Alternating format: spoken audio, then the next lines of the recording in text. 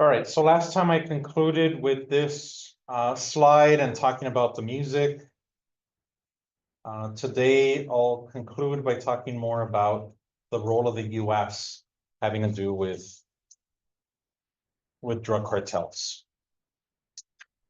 So we obviously have federal law enforcement agencies like the DEA, the Drug Enforcement Agency, that tries to crack down on the drug trafficking. I used to play a video, but it got taken down from YouTube, and so I don't play. I don't have a video.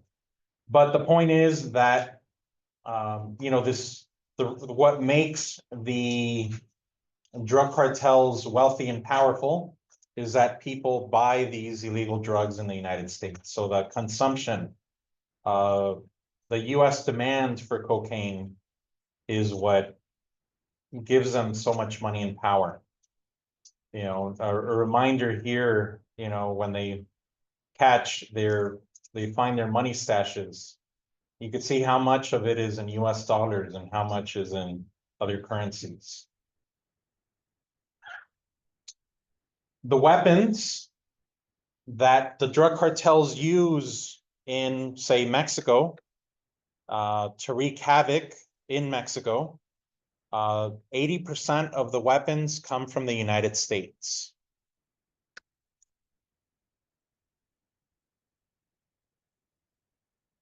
Then there is, the war on drugs, which primarily has focused since the 1970s on the users.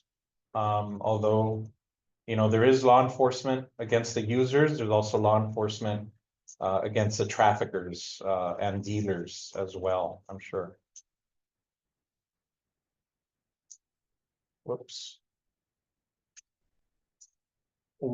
Here's an example of one incident that gives us a little bit of insight into federal law enforcement efforts at trying to tackle some of these things. Most of their efforts we don't find out about. This is one that we did find out about. The Federal Law Enforcement Agency, ATF, Alcohol, Tobacco, and Firearms, had a program called Fast and Furious from 2009 to 2011. And what they were doing is trying to trace the weapons, because they knew that gun shows in the United States was one of the easiest places for drug cartels to buy their weapons in the United States and take them to Mexico. So they tried to trace the weapons that were being bought at gun shows. And they traced 1,700 weapons, firearms, that were taken to Mexico. Within a month, 500 of them were found at violent crime scenes in Mexico. But then there was a US Border Patrol agent named Brian Terry who was murdered by one of these weapons that was being traced. And it's because of that incident that Congress was able to find out about this, and that then they made it public.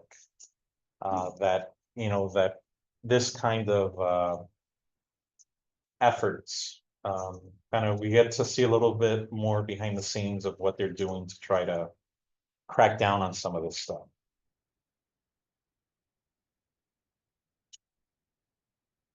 And this is just about how different countries in the world consume different kinds of drugs, from alcohol, tobacco, marijuana, and cocaine.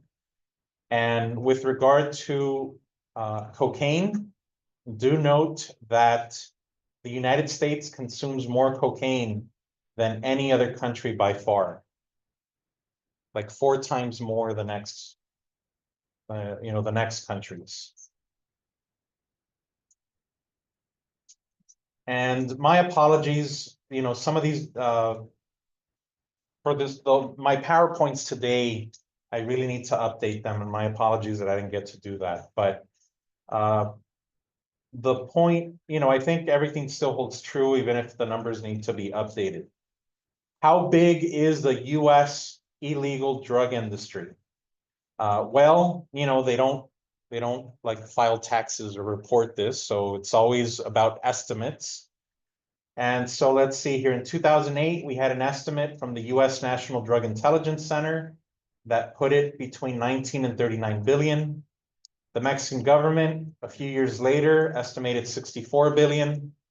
The US Justice Department, just 1 year later, estimated 85 billion. 2015, the White House, studied by the White House using numbers from 2010, was estimating it at over $100 billion. So that is, 10 years ago. And there was this trend of each updated estimate was estimating it as being higher than the previous. And even when we got here to these, to the biggest number, it was based on 2010 numbers, like back here. So you could estimate at least $100 billion, although surely it's larger now. Let's see. US spending on different types of drugs. And when you add them all up, we have a total here. And you could, again, my apologies, these numbers need to be updated, but we see marijuana going up in use and cocaine going down in use. So it's good, for cocaine to be going down. And yeah, and then there's been more legalization of marijuana since, so at least it's not in the illegal drug market.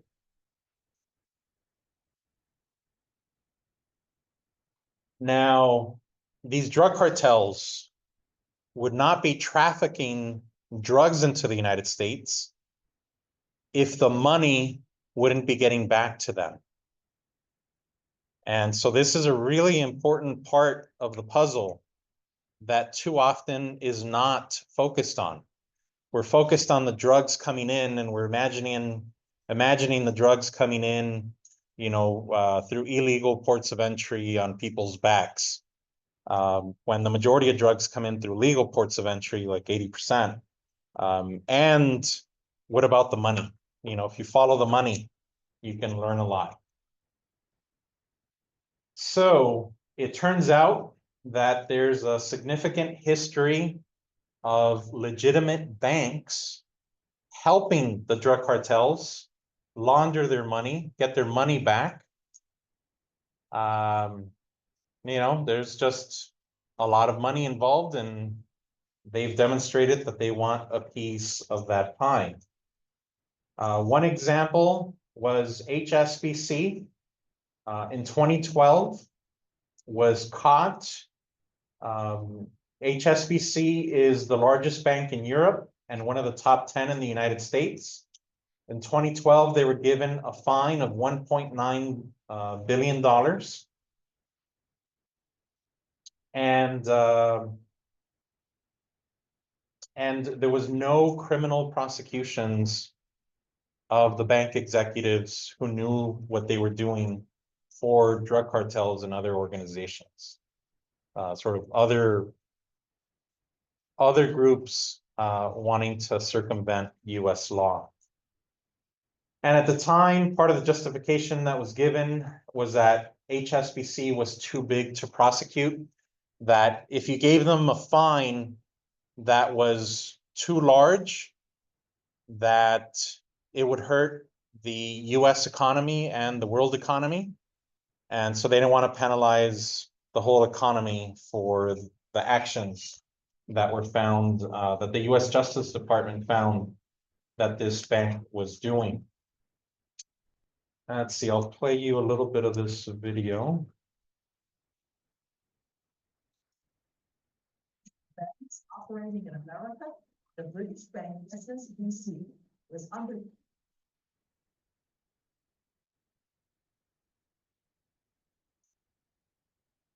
fire for using their bank to enable drug lords, even suspected terrorists. ABC's chief investigative correspondent Brian Ross tracked down the man at the top. It is one of the world's best-known banks, and in its commercial, HSBC Gold sees a bank of choice for everyone. HSBC, the world's local bank. According to today's Senate report, among those who have made it their bank of choice are the ruthless leaders of Mexican drug cartels, suspected Al-Qaeda moneymen, and the Iranian government trying to get around U.S. embargo. You need to have a bank that's willing to take you on as a customer, knowing that your customers are dodgy, your relationships are bad, and you're in illegal activity. And internal documents show HSBC executives knew exactly what they were doing. We are allowing organized criminals to launder their money, wrote one executive. Today, bank executives sheepishly admit there had been cover-up of the relationships. Suspect accounts were left open for years. Is there any way that that should have been allowed to happen at the time? No sense. One HSBC executive admitted he made the decision to move money for a Saudi bank. The CIA report says helped finance Al-Qaeda around the time of the 9/11 attacks. Did you believe what you wrote at that time? At that moment, yes. As to whether HSBC should lose its U.S. banking license, its senior executive here today did not want to My talk. question is, if your bank is allowed to operate in this country, now to give drug dealers and suspected terrorists, why not laws? PBC News.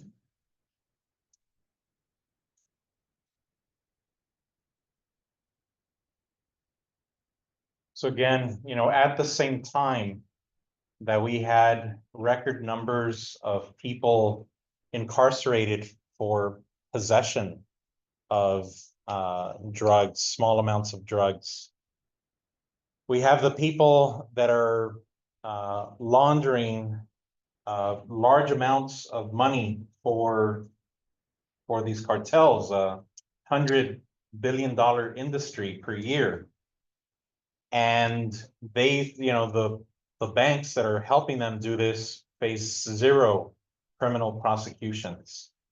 There was another instance where a bank called Wachovia was caught having laundered $380 billion for drug cartels, and they got a penalty of $160 million for doing that. And they're always changing their strategy. So then after that, what they started doing is using what we know as gift cards as a way of getting the money back. If you've ever traveled abroad, when you're coming back, you have to fill out a customs form that says you have to disclose whether you're bringing in more than $10,000, or when you're leaving to other countries, they have similar questions.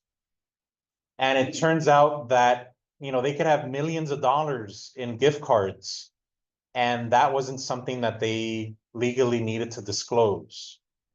And so they were legally able to launder that money. Well, legally, at least in terms of finance laws, they weren't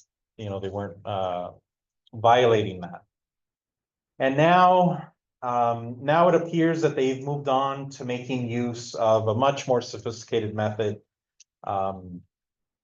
They did also move on to cryptocurrency. There's some use of that still, I'm sure. But the big ones have moved on to more sophisticated methods having to do with Chinese triads. What the well?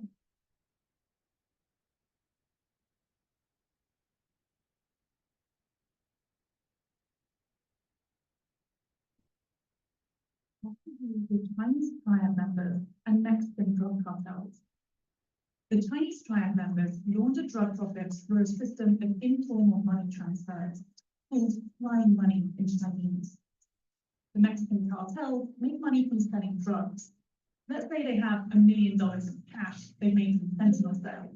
That money gets put in a bag and given to members of the Chinese triad in the US. In exchange, the triad pays back the cartels in legal pesos, minus a commission fee. The triads are now holding $1 million of dirty cash. That's US dollars that wealthy Chinese elites want. So the triads give that dirty drug money to those elites. In China, those wealthy elites transfer the same amount of money in Chinese currency to multiple bank accounts controlled by the triads. All these complex moves are known as mirror transactions. No actual money crosses borders. Chinese yuan stay in China, dollars stay in the US, and pesos stay in Mexico. It all happens super quick, making it almost impossible for US authorities to pick up on. So yeah, they've gotten much more sophisticated and much more difficult to catch.